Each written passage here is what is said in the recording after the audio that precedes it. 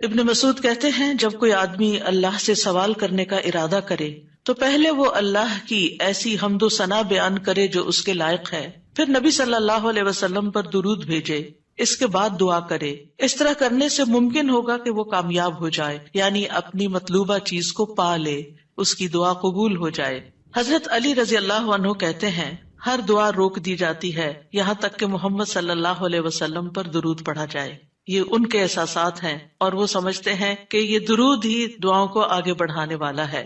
مناوی کہتے ہیں کل دعاء محجوب، یعنی ہر دعا سے قبولیت روک دی جاتی ہے یہاں تک کہ دعا کرنے والا نبی صلی اللہ علیہ وسلم پر درود پڑھتا ہے، یعنی دعا اللہ کی طرف نہیں اٹھتی یہاں تک کہ اس کے ساتھ نبی صلی اللہ علیہ وسلم پر درود کو نہ ملایا جائے، کیونکہ درود دعا کی قبولیت کا وسیلہ ہے۔ ہم نے دعا کی اہمیت اور آداب میں پڑھا تھا کہ کچھ وسیلے ایسے ہیں جو جائز ہیں اور کچھ وسیلے ایسے ہیں جو درست نہیں ہیں۔ تو جائز وسیلوں میں سے ایک وسیلہ کیا ہے کہ ہم درود پڑھیں تاکہ ہماری دعا آگے بڑھے۔ دعا میں درود کی وجہ سے اللہ سبحانہ وتعالی ہماری ساری ضروریات کے لیے کافی ہو جاتا ہے۔ صحیح الترغیب والترہیب میں آتا ہے ایک شخص نے عرض کیا، اے اللہ کے رسول صلی اللہ علیہ وسلم، کیا میں اپنی دعا کا تہائی یعنی 1/3 حصہ آپ پر درود پڑھنے کے لیے مقرر کر دوں؟ آپ نے فرمایا ہاں اگر تم چاہو تو۔ اس نے کہا 2/3 2/3؟ آپ نے فرمایا ہاں اگر تم چاہو۔ اس نے کہا اگر میں ساری دعا درود کے لیے مقرر کر دوں؟ تو رسول اللہ صلی اللہ علیہ وسلم نے فرمایا پھر تو اللہ تمہاری دنیا اور آخرت کے غم و فکر کے لیے تمہیں کافی ہو جائے گا۔ اس کا یہ مطلب نہیں ہے کہ ہم پھر کوئی دعا مانگے ہی نہ، اس کا مطلب یہ ہے کہ زیادہ سے زیادہ درود پڑھیں، یعنی دعائیں تو ہم مخصوص وقت میں پڑھتے ہیں یا پھر جب کوئی ضرورت پیش آتی ہے، لیکن درود ہم ہر وقت پڑھ سکتے ہیں، یعنی ہماری روزانہ کی جو روٹین ہے، چلتے پھرتے اٹھتے بیٹھتے، کیونکہ کچھ لوگوں نے اس کے ساتھ بھی بڑی پابندیاں عائد کی ہوئی ہیں کہ بغیر وضو کے درود نہ پڑھا جائے، سر پہ دوپٹے کے بغیر درود نہ پڑھا جائے، راستے میں کہیں درود نہ پڑھے۔ ایسا کچھ نہیں ہے، دعا ہو، ذکر ہو، درود ہو، وضو کے ساتھ، وضو کے بغیر، راستے میں، سوتے جاگتے اٹھتے بیٹھتے ہر جگہ پڑھ سکتے ہیں۔ صرف یہ ہے کہ نماز جو ہے وہ وضو کے بغیر نہیں ہوتی، وہ پوری طرح سطر ڈھانکے بغیر نہیں ہوتی۔ آپ لمبی سے لمبی نماز پڑھ رہے ہیں لیکن آپ نے ایسا دوپٹہ اوڑا ہوا ہے کہ آپ کے بال جھلک رہے ہیں تو آپ کی نماز نہیں ہوگی، آپ کی محنت ضائع ہو جائے گی۔ لیکن درود شریف کے وقت اگر آپ کام کر رہے ہیں، مثلا کھانا پکا رہے ہیں اور آپ نے دوپٹہ اتار کے ایک طرف رکھا ہوا ہے کہ بار بار وہ بیچ میں اٹک رہا ہے تو کوئی حرج نہیں، سر ننگا بھی ہے تو درود شریف پڑھ سکتے ہیں۔ تو درود شریف پڑھتے رہنے سے انسان کے سارے مسائل حل ہو جاتے ہیں، خاص طور پر اگر آپ کے دل پر بوجھ ہے، غم ہے، پریشانی ہے، تو درود ان چیزوں کو دور کرنے والا ہے، ان کا ازالہ کرنے والا ہے۔ یہ دنیا اور آخرت کی خیر کو جمع کرنے والا ہے، کیونکہ اللہ تعالیٰ جس کو غم اور فکر میں کافی ہو جائے تو ایسا شخص دنیا اور آخرت دونوں کی پریشانیوں سے نکل جائے گا، کیونکہ نبی صلی اللہ علیہ وسلم نے درود کی فضیلت کیا بتائی کہ پھر اللہ تعالیٰ اس کو دنیا اور آخرت کے ہم و غم کے لیے کافی ہو جائے گا، یعنی پھر سارے معاملات آپ کے اللہ کے سپرد ہو جائیں گے۔ یعنی اذن یکفیک اللہ ما اہمک، تمہاری دینی، دنیاوی، اخروی معاملات، ہر چیز میں جو پریشانیاں ہیں انشاءاللہ وہ دور ہو جائیں گی۔ اس کی وجہ کیا ہے؟ اس کی وجہ یہ ہے کہ انسان اللہ سبحانہ تعالیٰ کی طرف متوجہ ہوتا ہے اور ایک محسن کے احسانات کو یاد کرتا ہے، یعنی جیسے شکر نعمتوں کو بڑھاتا ہے نا، لئن شکرتم لازیدنکم، اگر تم نے شکر ادا کیا تو میں تمہیں کیا کروں گا؟ اور نعمتیں دوں گا۔ درود شریف کیا ہے؟ اگر آپ غور کریں تو درود کیا ہے؟ درود دراصل نبی صلی اللہ علیہ وسلم کے ہم پر جو احسانات ہیں کہ آپ نے ہمیں ایمان سے روشناس کیا، قرآن سے روشناس کیا، حکمت سے روشناس کیا اور ہماری خاطر دعائیں کی، بے شمار احسانات ہیں نا آپ صلی اللہ علیہ وسلم۔ آج ہم آپ کو کیا بدلہ دے سکتے ہیں؟ کس شکل میں بدلہ دے سکتے ہیں؟ ہم آپ کے لیے کیا کر سکتے ہیں؟ ہمارے والدین ہمارے ساتھ احسان کرتے ہیں تو ہم ان کی خدمت کرتے ہیں، ہم ان کو کچھ پکا کے دے دیتے ہیں، ہم ان کو کچھ کھلا دیتے ہیں، ہم ان کو کچھ گفٹ دے دیتے ہیں، یعنی مختلف طریقے سے ماں باپ کو خوش کرنے کی کوشش کرتے ہیں، چاہے انہیں ضرورت ہو یا نہ ہو۔ ہم سب ایسے ہی کرتے ہیں نا، یعنی ہم یہ تھوڑی دیکھتے ہیں کہ ان کو اس وقت ہمارے لاڈ پیار کی ضرورت ہے یا نہیں ہے، وہ دکھی ہیں، پریشان ہیں یا نہیں ہے۔ ہم اپنی محبت کا اظہار کسی نہ کسی شکل میں کرتے رہتے ہیں۔ وہ فوت ہو جاتے ہیں تو پھر کیا کرتے ہیں؟ پھر ان کو وزٹ نہیں کر سکتے، ان کو دیکھ نہیں سکتے، ان کو کچھ دے نہیں سکتے، انہیں کچھ کھلا پلا نہیں سکتے، پھر ہم ان کے لیے بس صرف دعائیں کرتے ہیں یا صدقہ خیرات کر دیتے ہیں. یہی چیزیں ان کو فائدہ دیتی ہیں. نبی صلی اللہ علیہ وسلم کے احسانات ہم پر سب انسانوں سے زیادہ ہیں، ہمارے ماں باپ سے بھی زیادہ ہیں ہم پر. اگر ہم سیرہ پڑھیں اور دیکھیں کہ آپ نے کتنے دکھ اٹھائے، کتنے غم اٹھائے، کتنی پریشانیوں سے گزرے، تو حیران ہو جاتا ہے انسان کہ اتنی بھی سچی خیرخواہی کسی انسان کے اندر ہو سکتی. النبی اولی بالمؤمنین من انفسہم، نبی تو تم سے بھی زیادہ تمہارے لیے مہربان ہے. یعنی ہم اپنی جانوں کے بارے میں اتنے فکر مند نہیں ہوتے، ہم اپنے آپ کو خود جہنم کی آگ سے بچانے کے لیے وہ فکر نہیں کرتے جتنی فکر ہمارے نبی صلی اللہ علیہ وسلم نے ہمارے لیے کی. تو ان کے احسانات کا بدلہ کیسے دیں گے ہم ان کے لیے کیا کریں گے؟ ہم ان کے لیے درود پڑھیں گے. تو یہ درود کا پڑھنا آپ کے احسانات کا بدلہ تو ہم کہاں سے دے سکتے ہیں، لیکن اس کے جواب میں ایک شکریہ ادا کرنے کا انداز ہے.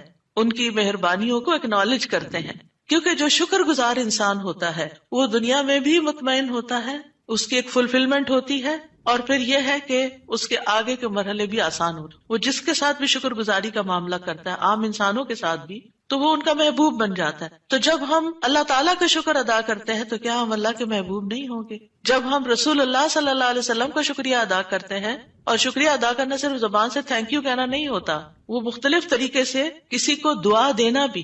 یعنی اگر ہم کسی کے احسان کا بدلہ صرف دعا کی شکل میں بھی دیتے ہیں تو یہ بھی شکریہ ادا کرنے کی بہت بڑی قسم ہے. اور پلٹ کر واپس تو اپنے اوپر ہی آتا ہے. یعنی جب شکر کسی کا ادا کرتے ہیں، جب کسی کے احسان مند ہوتے ہیں، ایک ہوتا ہے بس صرف تکلفاً رسماً ایک فیشن کے طور پہ، ایک روٹین کے طور پر کسی کو تھینک یو بول دینا، نہیں، دل سے جینوئنلی دوسرے کا شکر گزار ہونا، یہ اس کے دل میں آپ کی محبت بڑھاتا ہے.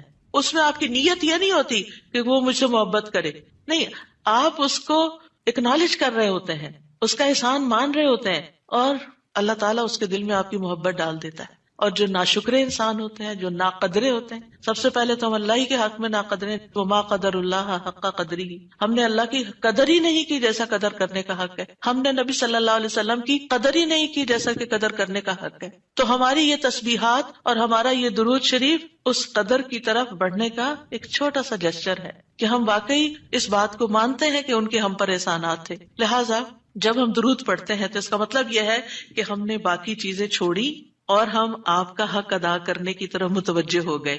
تو یہ چیز اللہ تعالیٰ کو کتنی پسند آتی ہوگی کہ یہ اپنے لیے کچھ نہیں مانگ رہا، اپنے لیے نہیں کچھ مانگ رہا، اپنی باتیں نہیں کر رہا، یہ اپنے غموں کو بھول کے، اپنے کاموں کو چھوڑ کے صرف نبی صلی اللہ علیہ وسلم پر درود بھیج رہا، یعنی ان کا احسان مان کر ان کا شکریہ ادا کرتے ہوئے ان کے لیے دعا کر رہا ہے.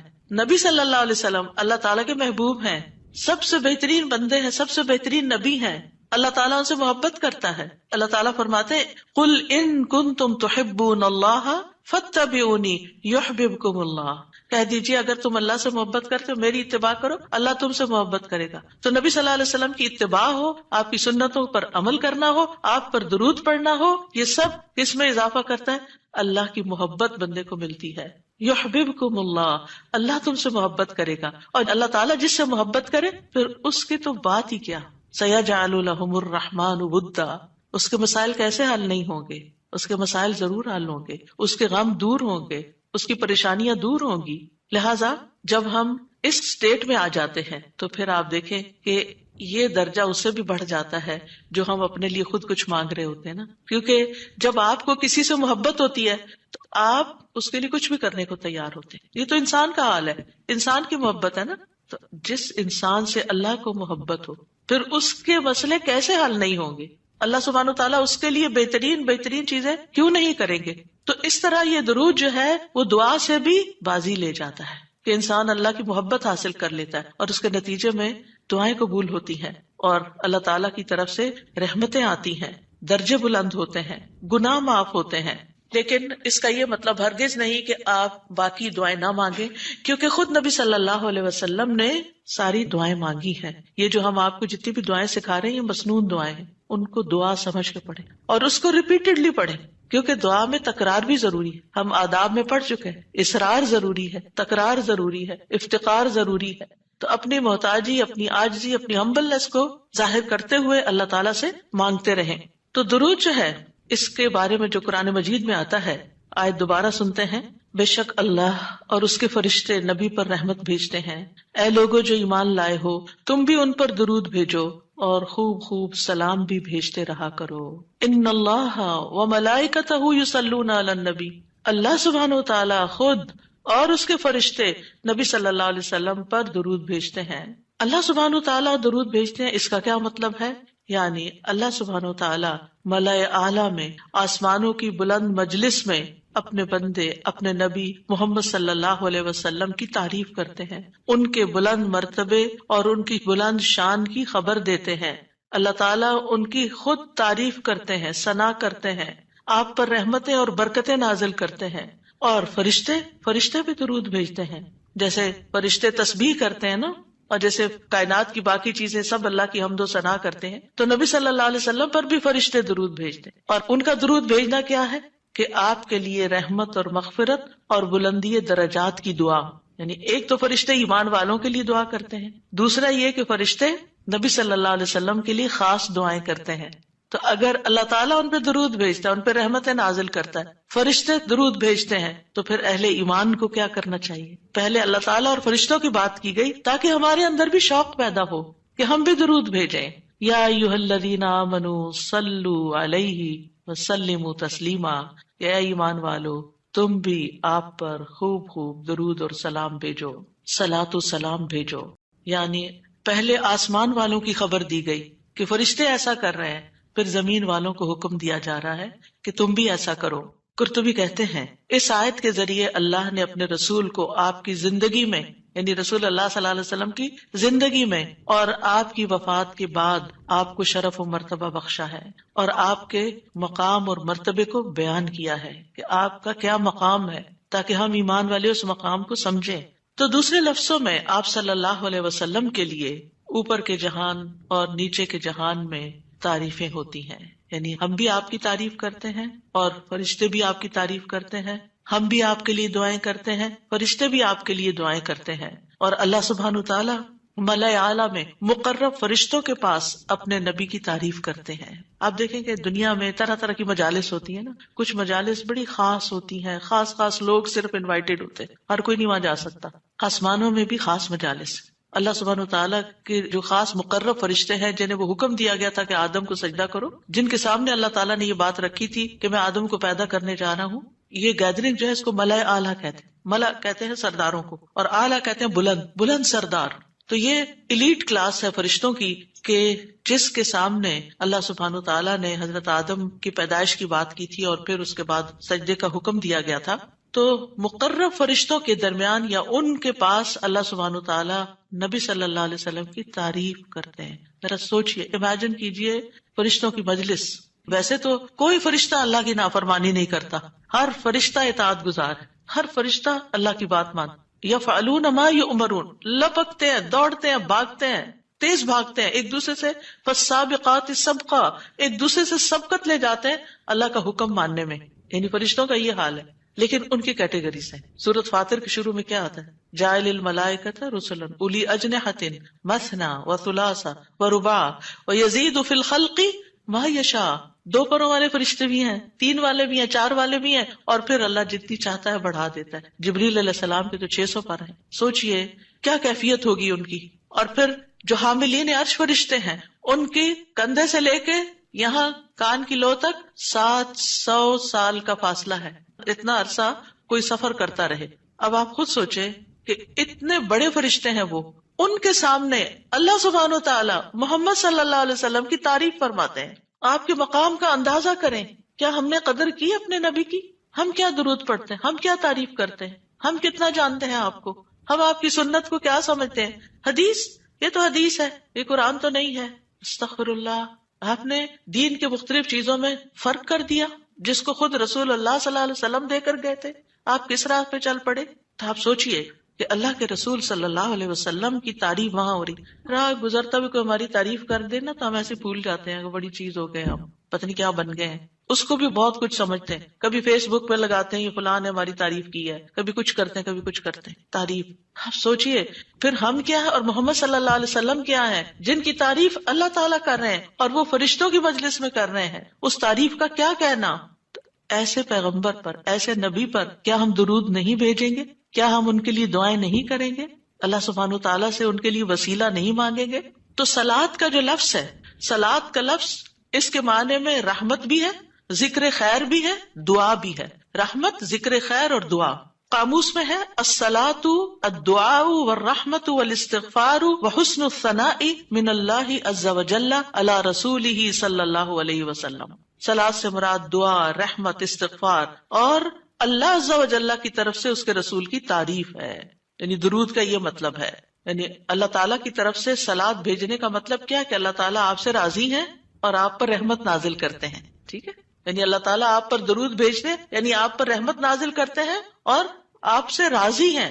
ابن قیم کہتے ہیں نبی صلی اللہ علیہ وسلم پر اللہ کے صلاۃ بھیجنے سے مراد اللہ سبحانہ تعالیٰ کا آپ کی تعریف کرنا ہے اور آپ کی دیکھ بھال کرنا ہے اور آپ کے شرف کو ظاہر کرنا ہے اور آپ کی فضیلت اور حرمت کو ثابت کرنا ہے. اور فرشتوں کے صلاۃ بھیجنے کا مطلب کہ وہ دعا کے معنی میں ہے کہ وہ نبی صلی اللہ علیہ وسلم کے لیے دعا مانگتے ہیں.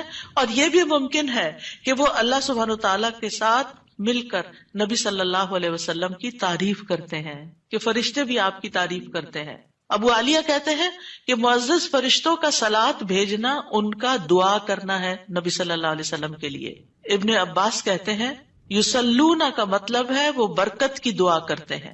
یہ سارے معنی میں اختلاف نہیں ہے، یہ مختلف طریقے سے صلاۃ کے لفظ کو واضح کیا گیا کیونکہ عام طور پر ہمیں لفظ درود کا بھی مطلب کوئی نہیں آتا ہوتا. یعنی کہ اگر کسی سے پوچھے درود کیا ہوتا ہے کچھ پتہ نہیں، بس ہوتا ہے درود. تو عربی میں درود نہیں کہتے، یہ فارسی کا لفظ ہے. عربی میں صلاۃ کہتے ہیں اور صلاۃ میں یہ سارے معنی آ جاتے ہیں جو میں عرض کر رہی ہوں. اور امت کو کیا حکم ہے کہ وہ آپ کے لیے دعا بھی کریں اور آپ کے حکم کی تعظیم بھی کریں.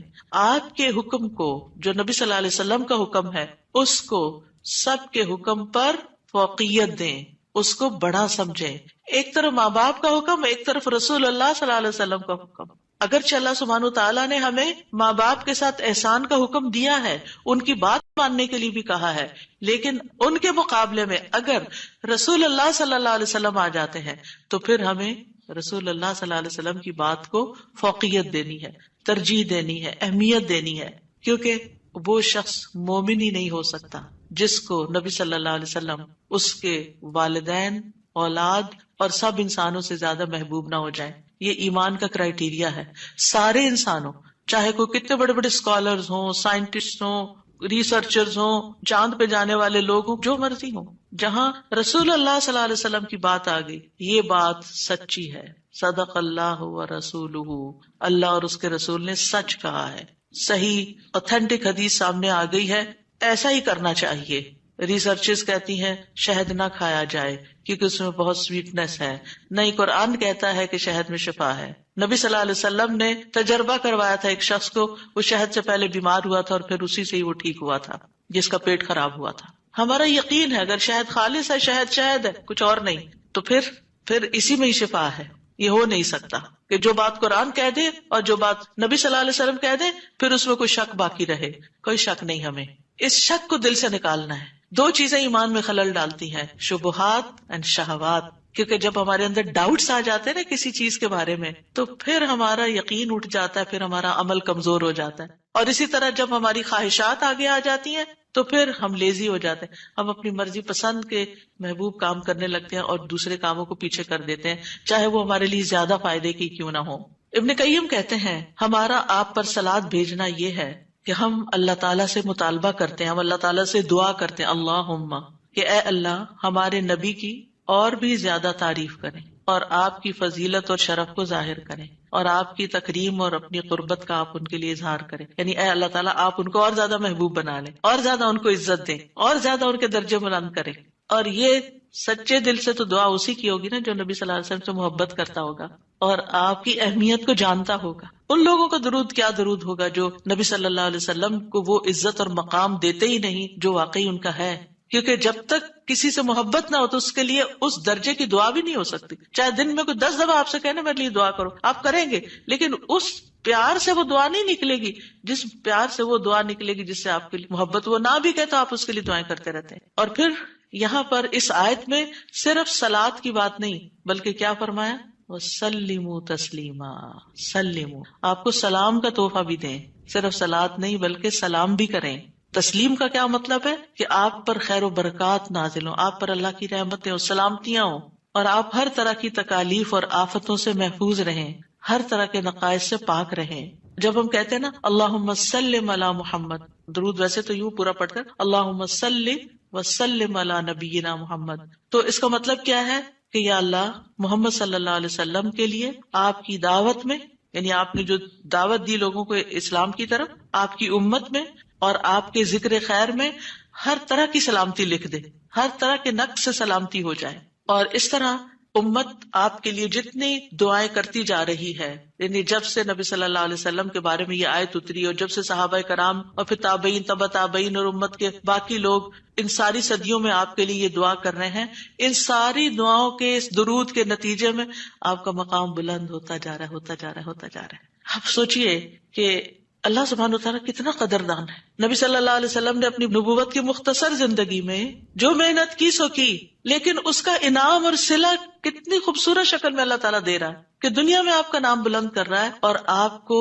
بلندی عطا کر رہا ہے اور آپ کے لیے سب سے دعائیں کرنے کو کہہ رہا ہے. یعنی درود کیا ہے؟ نبی صلی اللہ علیہ وسلم کے لیے دعا، اور وہ دعائیں اللہ تعالیٰ قبول بھی کرتے جا رہے ہیں اور اس کے نتیجے میں نبی صلی اللہ علیہ وسلم کے درجات بلند ہوتے چلے جا رہے ہیں. تو سوچئے جو سنت کی پیروی کرے گا، جو آپ کے مشن کو آگے لے کے بڑھے گا، جو اخلاص کے ساتھ اس رستے کو اپنائے گا، جو یہی کام کرے گا جو محمد صلی اللہ علیہ وسلم نے کیے، جو آپ کا پیروکار ہوگا، جو آپ کی سنت کا متبع ہوگا، جو آپ کے اس مشن یعنی دین کی تبلیغ کے کام کو آگے لے کر بڑھے گا، کیا اللہ تعالیٰ اس کو ایسے ہی چھوڑ دیں گے؟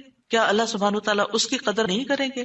ہم سب انسان کسی نہ کسی طرح دنیا میں بلندی چاہتے ہیں، کوئی ڈگری کے ذریعے، کوئی مال کے ذریعے، کوئی کسی ذریعے دوسروں سے آگے نکلنا چاہتا ہے، بلند مرتبہ ہونا چاہتا ہے، لیکن اس راستے کو چھوڑ دیتے ہیں کیونکہ اس راستے کو بظاہر یوں لگتا ہے کہ اس سے کیا ملے گا، ہمیں اس سے کون سی بلندی مل جائے گی، اور اس طرح ہم نبی صلی اللہ علیہ وسلم کے طریقہ کار کو چھوڑ کر اور طریقوں کو اختیار کرنے لگتے ہیں. ہم سمجھتے ہیں شاید اس میں زیادہ خیر ہے یا اس سے ہمیں زیادہ بھلائی یا کوئی بڑائی مل جائے گی. نہیں، اصل بات یہ ہے کہ ہمیں جو عزت یہ دین دے سکتا ہے، جو مرتبوں کی بلندی، جو اللہ کی رحمتیں، جو خیر اور لازوال نعمتیں جنہیں کبھی ختم نہیں ہونا، جو اس راستے سے مل سکتی ہیں، وہ دنیا میں کوئی اور راستہ ہے ہی نہیں ان سب نعمتوں کو پانے کا. پھر بھی ہم اپنے دین کو حقیر سمجھتے ہیں اور دین کی خدمت کو فارغ وقت کا کام سمجھتے ہیں اور پورے خوشی اور محبت اور خلوص کے ساتھ یہ کام نہیں کرنا چاہتے. ہمیں ضرورت رہتی ہے کہ کوئی اور آئے، دھکا سٹارٹ کرے اور پھر ہم آگے بڑھیں، کوئی ہمیں موٹیویٹ کرے تو پھر ہم کچھ کریں. ہم خود سے کچھ کرنے والے نہیں. ہم کس بات کے انتظار میں ہیں؟ اصل مشکل یہ کہ ہمارے یقین میں کمی ہے، تو اس یقین کو بڑھانے کی ضرورت ہے. تو اللہ سبحانہ و تعالیٰ اپنے فرشتوں کے بعد ایمان والوں کو حکم دیتا ہے کہ اے مومنو، تم تو زیادہ حقدار ہو کہ نبی پر درود و سلام بھیجو، کیونکہ تمہیں ان کی رسالت سے جو برکتیں حاصل ہوئی ہیں، جو فیض حاصل ہوا ہے، وہ فرشتوں کو تو نہیں ہوا نا. فرشتے تو پہلے سے اللہ کی عبادت کرے. ہمیں عبادت کے طریقے کس نے سکھائے؟ محمد صلی اللہ علیہ وسلم نے سکھائے. آپ کی بدولت ہمیں یہ ساری نعمتیں ملی، تو ہمیں تو زیادہ پھر درود بھیجنا چاہیے. تو صلوا علیہ وسلموا تسلیما. تو آپ کا حق اور آپ کی عزت اور آپ کی قدردانی صرف یہ نہیں کہ ہم آپ کی شان میں کوئی گستاخی نہ کریں یا کوئی گستاخی کرے تو اس کے پیچھے پڑ جائیں. آپ کا مقام اس سے زیادہ کا متقاضی کہ آپ پر درود و سلام بھیجا جائے. اور یہ قرآن سے بھی ثابت، اور یہ سنت سے بھی ثابت، اور یہ فرشتوں کا طریقہ بھی ثابت. اسی لیے آپ دیکھیں کہ نماز کے اندر درود پڑھنا واجب ہے، واجب ہے. اگر آپ نے التحیات پڑھ کے سلام پھیر دیا، درود نہیں پڑھا، تو آپ کی نماز ناقص ہے. لیکن اگر آپس میں آپ کو وضو ٹوٹ رہا ہے مثال کے طور پر، اور آپ سوچتے ہیں کہ اب اگر میں اس موقع پر میری نماز جاتی ہے تو میں کیا کروں گا، تو اگر آپ صرف اتنا بھی پڑھ دیتے ہیں نا اللہم صلی وسلم علی نبینا محمد اور سلام پھیر دیتے ہیں، نماز ہو جاتی ہے. تو یہ یعنی عام حالات میں بھی ہم درود پڑھ سکتے ہیں اور نماز میں تو پڑھنا ہی پڑھنا ہے. اور پھر اذان کے بعد اور مختلف مواقع پر انشاءاللہ دیکھتے ہیں۔ شیخ سعدی کہتے ہیں آپ صلی اللہ علیہ وسلم پر درود بھیجنا اللہ سبحانہ تعالیٰ اور اس کے فرشتوں کی اقتدا ہے، اور جو حقوق ہم پہ عائد ہوتے ہیں اس کا بدلہ دینا بھی مقصود ہے۔ آپ کی محبت اور آپ کی تکریم کی علامت ہے، جو آپ سے جتنی محبت کرے گا اتنا ہی درود بھیجے گا۔ پھر یہ اجر و ثواب کے حصول کا ذریعہ بھی ہے۔ سبحان اللہ، یعنی جب کوئی انسان شکر گزار ہوتا ہے، قدردان ہوتا ہے، تو اللہ تعالیٰ اس کی کیسی قدردانی کرتے ہیں۔ درود ہم آپ پر پڑھتے ہیں، ثواب ہمیں مل رہا ہوتا ہے، کوئی احسان نہیں ہے کسی پر، آپ کو بھی ساتھ ہی فائدہ ہو گیا۔ اور پھر یہ ایمان کی علامت ہے، کیونکہ جو آپ سے محبت نہیں کرتا اس کا ایمان مکمل نہیں۔ اور پھر آپ کی توقیر جس کا حکم اللہ تعالیٰ نے دیا اس کی علامت بھی ہے، لِتُؤْمِنُوا بِاللَّهِ وَرَسُولِهِ وَتُعَزِّرُوهُ وَتُوَقِّرُوهُ وَتُسَبِّحُوهُ بُكْرَةً وَأَصِيلًا، تاکہ تم اللہ اور اس کے رسول پر ایمان لاؤ اور اس کی مدد کرو اور اس کی تعظیم کرو اور دن کے شروع اور آخر میں تسبیح کرو۔ نبی صلی اللہ علیہ وسلم کے امت پر جو احسانات ہیں ان کا تھوڑا سا ذکر کرنا اس لیے ضروری ہے تاکہ یاد تازہ ہو جائے کہ آپ کے ذریعے میں کیا کیا فیض ملا۔ سب سے بڑی بات یہ کہ وہ ہمارے بارے میں بڑے رحیم و شفیق تھے۔ لَقَدْ جَاءَكُمْ رَسُولٌ مِّنْ أَنفُسِكُمْ عَزِيزٌ عَلَيْهِ مَا عَنِتُّمْ حَرِيصٌ عَلَيْكُمْ بِالْمُؤْمِنِينَ رَءُوفٌ رَحِيمٌ۔ لوگوں، تمہارے پاس تم ہی میں سے ایک رسول آیا ہے، اگر تمہیں کوئی تکلیف پہنچے تو اسے گراں گزرتی، اس کو تکلیف ہوتی ہے۔ کیا ہمارے اندر بھی دوسروں کے لیے ایسے احساسات ہیں کہ کسی کو تکلیف پہنچے تو ہمیں تکلیف ہو جائے؟ نبی صلی اللہ علیہ وسلم کو ایمان والوں کی تکلیف سے تکلیف پہنچتی تھی۔ وہ تمہاری فلاح کا حریص ہے۔ ہم ہیں لوگوں کی فلاح کے حریص کہ ان کو ہدایت ہو جائے، یہ دین کی طرف آ جائے۔ مومنوں پر نہایت مہربان اور رحم کرنے والا ہے۔ یہ ہیں ہمارے رسول جن کی گواہی اللہ تعالیٰ نے دی کہ ان کے اندر کے جذبات لوگوں کے لیے کیا ہیں اور ان کا مشن کیا، اور وہ چاہتے کیا ہیں آپ کے لیے، اور وہ کتنے شفیق اور مہربان ہے۔ یعنی ایک دائی کی بنیادی صفت ہونی چاہیے کہ وہ دوسروں سے محبت کرنے والا ہو، دوسروں کی خیر کرنے والا ہو۔ ہم بعض اوقات دین کا کام کرتے ہوئے اتنے پروفیشنل ہو جاتے ہیں کہ ہماری ٹون بھی بڑی اسپارٹ ہو جاتی ہے اور ہمارا انداز بھی بڑا تحکمانہ ہو جاتا ہے۔ ہم سمجھتے ہیں کہ ہم صحیح معنی میں خدمت کر رہے ہیں، نہیں، کہیں ایسا نہ ہو کہ اس کی وجہ سے لوگ دین سے ہی دور ہو جائیں۔ نبی صلی اللہ علیہ وسلم کا یہ طریقہ نہیں تھا۔ اللہ کی قسم، ہم جتنے سنت کے زیادہ قریب ہوں گے اتنے ہی زیادہ ہم دین کو فائدہ پہنچانے والے ہوں گے، اور جتنے سنتوں سے دور ہو جائیں گے اور آپ کے طریقے سے دور ہو جائیں گے، آپ سے بھی اتنے ہی دور ہو جائیں گے اور دین کو بھی اتنا ہی نقصان پھر دیں گے۔ نبی صلی اللہ علیہ وسلم مومنوں پر ان کی جانوں سے بھی زیادہ قریب ہیں۔ النبی اولی بالمؤمنین من انفسہم وازواجہ امہاتہم۔ یہ نبی مومنوں پر ان کی جانوں سے زیادہ حق رکھنے والا ہے اور اس کی بیویاں ان کی مائیں ہیں۔ نبی صلی اللہ علیہ وسلم نے فرمایا، دنیا میں کوئی مومن ایسا نہیں جس سے میرا دنیا اور آخرت میں سب سے زیادہ قریب کا رشتہ نہ ہو۔ اگر چاہتے ہو تو یہ آیت پڑھ لو۔ یعنی صرف اس دور کے لوگوں کے لیے نہیں تھے آپ قریب، بلکہ ہمارے لیے بھی ہیں۔ فرمایا یہ آیت پڑھ لو، النبی اولی بالمؤمنین من انفسہم۔ نبی مومنوں پر ان کی جانوں سے بھی زیادہ قریب ہیں، لہٰذا جو کوئی مومن مر جائے اور مال چھوڑ جائے تو وہ اس کے خاندان کو ملے گا، اس کے وہ وارث ہوں گے، اور جو قرض یا عیال چھوڑ جائے وہ میرے پاس آئے، میں اس کا بندوبست کروں گا۔ آج کوئی حکمران، کوئی لیڈر ایسا ہے جو یہ کہے کہ تمہارا کوئی فوت ہو جائے، جو وہ چھوڑے وہ سب تمہارا، لیکن اگر کوئی تمہاری ضرورت ہے تو میرے پاس آ جاؤ؟ ایسی خیرخواہی محمد صلی اللہ علیہ وسلم کے اندر تھی اپنے ساتھیوں کے لیے۔ آپ امت کے لیے روتے تھے۔ نبی صلی اللہ علیہ وسلم نے ابراہیم علیہ السلام کے بارے میں یہ آیت پڑھی، رب انہن اضللن کثیرا من الناس فمن تبعنی فانہ منی، کہ اے میرے رب، ان بتوں نے بہت سے لوگوں کو گمراہ کر دیا ہے، تو جو میری پیروی کرے وہ مجھ سے ہوگا۔ اور یہ آیت جس میں عیسیٰ علیہ السلام کہتے ہیں، ان تعذبہم فانہم عبادک وان تغفر لہم فانک انت العزیز الحکیم، اے اللہ اگر تو انہیں عذاب دے، یعنی جو میرے پیروکار ہیں، تو تیرے بندے ہیں دے دے، اور اگر تو بخش دے تو بے شک تو عزیز الحکیم ہے۔ نبی صلی اللہ علیہ وسلم نے کیا فرمایا؟ ابراہیم علیہ السلام نے کہا بس وہ میرے ہیں جو میری پیروی کرے۔ عیسیٰ علیہ السلام نے کہا تیرے بندے ہیں، تو چاہے تو سزا دے دے۔ نبی صلی اللہ علیہ وسلم کو دیکھیے، پھر آپ نے یہ دو آیتیں پڑھ کے اپنے ہاتھ اٹھائے اور فرمایا، اے اللہ میری امت، میری امت، امتی امتی، اور آپ رونے لگ گئے۔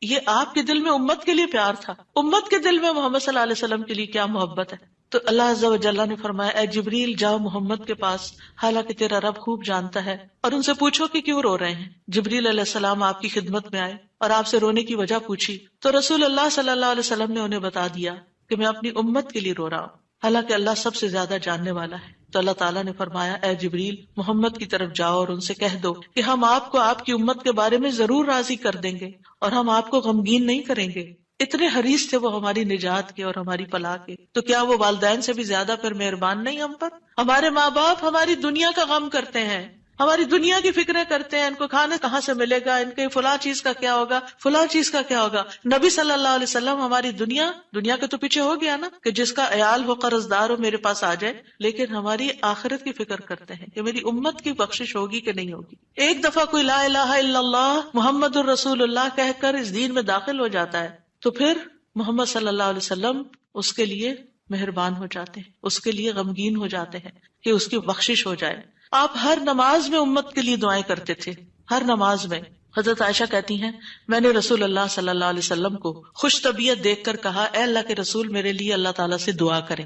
آپ نے فرمایا اللہم اغفر لعائشہ ما تقدم من ذنبها وما تأخر وما اسرت وما اعلنت، اے اللہ عائشہ کے سب گناہ بخش دے، جو اس نے پہلے کیے، جو بعد میں کیے، جو چھپا کے کیے، جو اعلانیہ کیے۔ خوشی سے حضرت عائشہ نے ہنسنا شروع کر دیا، یہاں تک کہ ہنستے ہنستے ان کا سر رسول اللہ صلی اللہ علیہ وسلم کی گود میں جا پڑا۔ آپ نے پوچھا کیا تمہیں میری دعا نے خوش کر دیا؟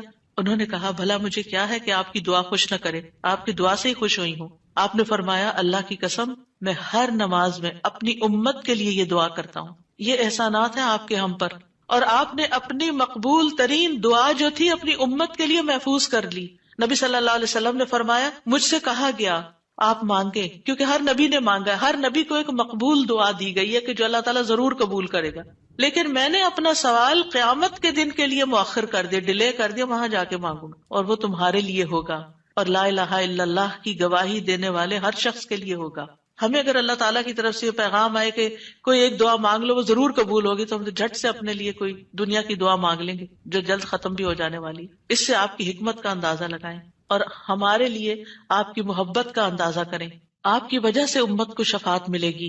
نبی صلی اللہ علیہ وسلم نے فرمایا مجھے 5 چیزیں ایسی دی گئیں جو مجھ سے پہلے کسی کو نہیں دی گئی، ان میں سے ایک مجھے شفاعت عطا کی گئی، یعنی نبی صلی اللہ علیہ وسلم کو شفاعت کا حق دیا گیا۔ نبی صلی اللہ علیہ وسلم امت کی شفاعت کی خاطر تمام رات فکر مند رہے۔ ابو ذر کہتے ہیں ایک مرتبہ رسول اللہ صلی اللہ علیہ وسلم نے نماز شروع کی اور ساری رات صبح تک ایک ہی آیت رکوع اور سجود میں پڑھتے رہے کہ اے اللہ اگر تو انہیں عذاب میں مبتلا کر دے تو یہ تیرے بندے ہیں، اور اگر تو انہیں معاف کر دے تو تو بڑا غالب حکمت والا ہے۔ جب صبح ہوئی تو میں نے عرض کیا یا رسول اللہ آپ ساری رات صبح تک رکوع اور سجود میں ایک ہی آیت پڑھتے رہے؟ آپ دیکھیے کہ وہ جو سوال اکثر آتا ہے نا کہ سجدے میں قرآنی دعا پڑھ سکتے ہیں یا نہیں، اس کا یہ جواب ہے، ٹھیک ہے، کہ قرآنی آیت جو دعا کی شکل میں ہو وہ پڑھ سکتے ہیں۔ آپ صلی اللہ علیہ وسلم نے فرمایا میں اپنے رب سے اپنی امت کے لیے سفارش کا حق مانگ رہا تھا، یہ دعا کر کے امت کے لیے سفارش کا حق مانگ رہا تھا جو اللہ نے مجھے عطا کر دیا، اور انشاءاللہ یہ ہر اس شخص کو نصیب ہوگی جو اللہ کے ساتھ کسی کو شریک نہیں ٹھہراتا، شرک نہیں کرتا۔ ابن عباس کہتے ہیں رسول اللہ صلی اللہ علیہ وسلم نے فرمایا اللہ نے میرے لیے میری امت کی غلطی اور بھول چوک اور جس پر ان کو مجبور کر دیا جائے اس سے درگزر فرمایا ہے، اور یہ بھی آپ کا ایک احسان ہے ہم پر۔ نبی صلی اللہ علیہ وسلم نے اپنی امت کو مشقت میں نہیں ڈالا، بس وہ کام سکھائے جو وہ کر سکتے تھے آسانی سے۔ آپ صلی اللہ علیہ وسلم نے فرمایا اگر میری امت پر مشقت نہ ہوتی تو میں انہیں ہر نماز کے وقت وضو کرنے کا حکم دیتا، یعنی چاہے وضو ہوتا پھر بھی دوبارہ حکم دیتا، لیکن اگر وضو ہے تو دوبارہ نہ بھی کرو، یہ آسانی دی آپ نے۔ آپ اپنی امتیوں کو آگ سے بچانے کی شدید حرص رکھتے تھے۔ نبی صلی اللہ علیہ وسلم نے ایک مرتبہ فرمایا میری مثال اور لوگوں کی مثال اس شخص کی طرح ہے جس نے آگ روشن کی، جب اس کے چاروں طرف روشنی پھیل گئی تو پروانے اور کیڑے مکوڑے جو آگ پہ گرتے ہیں اس میں گرنے لگے۔ وہ آدمی ان کو آگ سے دور کرتا ہے لیکن وہ اس کے قابو میں نہیں آتے بلکہ آگ میں داخل ہو جاتے ہیں۔ اسی طرح میں تمہاری کمروں سے پکڑ پکڑ کر تمہیں آگ سے روکتا ہوں اور تم اس میں گرتے جاتے ہو، یعنی میں تمہیں روکتا ہوں کہ وہ غلط کام نہیں کرو کہ جو آگ کی طرف لے جانے والے ہیں، اور تم رک نہیں رہے۔ اسی طرح آپ صلی اللہ علیہ وسلم نے اپنے بعد آنے والے امتیوں کے لیے بھی محبت کا اظہار کیا ہے۔ حدیث میں آتا ہے آپ نے فرمایا کاش میں اپنے بھائیوں سے مل پاتا۔ نبی صلی اللہ علیہ وسلم کے صحابہ نے عرض کیا کیا ہم آپ کے بھائی نہیں؟ آپ نے فرمایا تم میرے صحابہ ہو، میرے بھائی وہ لوگ ہیں جو مجھ پر ایمان لائے ہوں گے لیکن میری زیارت نہ کر سکے ہوں گے، یعنی آپ کے بعد دنیا میں آئے ہیں۔ پھر یہ ہے کہ درود شریف پڑھنے کے فائدے کیا ہیں؟ یہ تو تھا کہ آپ کے احسانات ہیں ہم پر، لہٰذا ہمیں انسان ہونے کی حیثیت سے ہمارے اوپر لازم ہے کہ احسان کا بدلہ چکائیں اور ہم آپ پر درود پڑھیں۔ لیکن ویسے فائدے کیا ہیں؟ ایک بار درود بھیجنے پر 10 رحمتیں ملتی ہیں، صحیح مسلم کی روایت میں آتا ہے۔ سنن نسائی میں آتا ہے جو شخص مجھ پر 1 مرتبہ درود بھیجے گا اللہ اس پر 10 مرتبہ رحمتیں نازل کرے گا